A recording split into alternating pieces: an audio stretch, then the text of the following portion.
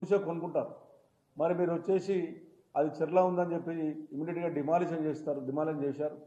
మరి ఇప్పుడు కొనుక్కున్నటువంటి వాని పరిస్థితి ఏంటి? అమ్మినతో డబ్బులు ఇప్పిస్తారా? మరి ఇచ్చినటువంటి పర్మిషన్ ఇచ్చినటువంటి కమిషన్ కానీ, హెచ్ఎండిఏ కమిషన్ కానీ, అదేవిధంగా మున్సిపల్ కమిషన్ సస్పెండ్ చేస్తారా?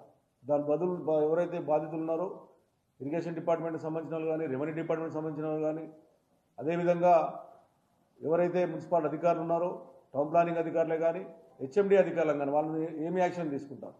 అంటే మీరు ఇచ్చినటువంటి పర్మిషన్ చూస్తే ఈరోజు కొంతమంది నిరుపేదలు కొనుక్కున్నారు, కొంతమంది సాఫ్ట్వేర్ ఉద్యోగులు కొనుక్కున్నారు, కొంతమంది బిజినెస్లు కొనుక్కున్నారు, కొంతమంది ఏదైనా షాప్ పెట్టుకుని కొనుక్కున్నారు. వాళ్ళ పరిస్థితి ఏంటనేటువంటిది కూడా వాళ్ళకి క్లారిటీ ఇవ్వాలి. వాళ్ళకి ఏ రకంగా రికవరీ చేసి వాళ్ళకి ఇస్తారు? వాళ్ళు లేకపోతే వాళ్ళు నష్టపోవాలా? మీరు నిజంగా మీరు అక్కడ ఉన్నటువంటిది చూడకుండా కొన్నారనడానికి కారణం ఏంటంటే మీరు ఇచ్చినటువంటి పర్మిషనే ఈ రోజున వాళ్ళు లోన్ తీసుకోవడం కానీ వాళ్ళకి వచ్చేటువంటి ఆలోచన ఉంటుంది. ఇప్పటికే కొన్ని బిల్డింగ్లలో లోన్ తీసేసుకొని వాళ్ళ నెలలు కూడా వాళ్ళ పేమెంట్ కట్టే అవకాశాలు ఉన్నాయి. కాబట్టి వాళ్ళ పరిస్థితి ఏంటి అది కూడా ఒకసారి ఆలోచన చేయండి. ఎందుకంటే ఒక స్టెప్ మంచి స్టెప్ వేసేటప్పుడు కొన్ని కష్టాలు వస్తాయి. ఆ కష్టాలను మనం బాగా చెప్పుకోవాలంటే ఒక్కొక్క చెరుటు ఒక్కొక్క కాన్షియస్లో ఉన్న చెరువుల మీద ఒక విశ్లేషణ, ఒక ఆఫీసర్ని, ఒక నోడల్ ఆఫీసర్ని అపాయింట్ చేసి ఒక కాన్షియస్కి ఉన్నటువంటి మనకున్న 24-30 కాన్షియన్స్ ఉన్నాయి. ఆ 24-30 కాన్షియన్స్లలో ఒక కాన్షియస్ ఒక నోడల్ ఆఫీస్ వేసి ప్రత్యేకంగా చెర్ల మీదనే దాన్ని ఏం చేస్తే బాగుంటుందని పెట్టి ఇది ఒక హైదరాబాద్ ఎమ్మెల్యేలను కూడా, హైదరాబాద్కు సంబంధించిన ఎంపీలను కానీ, హైదరాబాద్ ప్రజాప్రతినిధులను కూడా ఒక మీటింగ్ ఏర్పాటు చేసి ఈ రకంగా చేయబోతున్నామని చెప్తే ఇది బాగుంటుంది. ఎందుకంటే హైదరాబాద్ ప్రజలలో భయబాంధవులు కొంతమంది భయపడతా ఉన్నారు. కాబట్టి దీన్ని పూర్తిగా తొలగించాలి. కొంతమంది హర్షిస్తారు, కొంతమంది బాధపడతారు. నష్టపోయినోడు బాధపడతాడు, నష్టపోయినోడు హర్షిస్తారు. నిజంగా ఇది ఒక మంచి కార్యక్రమమే. నా ఉద్దేశంలో హైదరాబాద్ నగరంలో ఉన్నటువంటి ఈ రోజున గుర్రం డెక్క విపరీతం పెరిగి హైదరాబాద్ నగరంలో దోమలు విపరీతమైనటువంటి దోమ వస్తూ ఉంది. ఆ గుర్రం డెక్క ఎందుకు వస్తుందంటే ఆ చెర్లలో పోయి డ్రైనేజ్ కలవడం వల్ల గుర్రం డెక్క ఏర్పడతా ఉంది.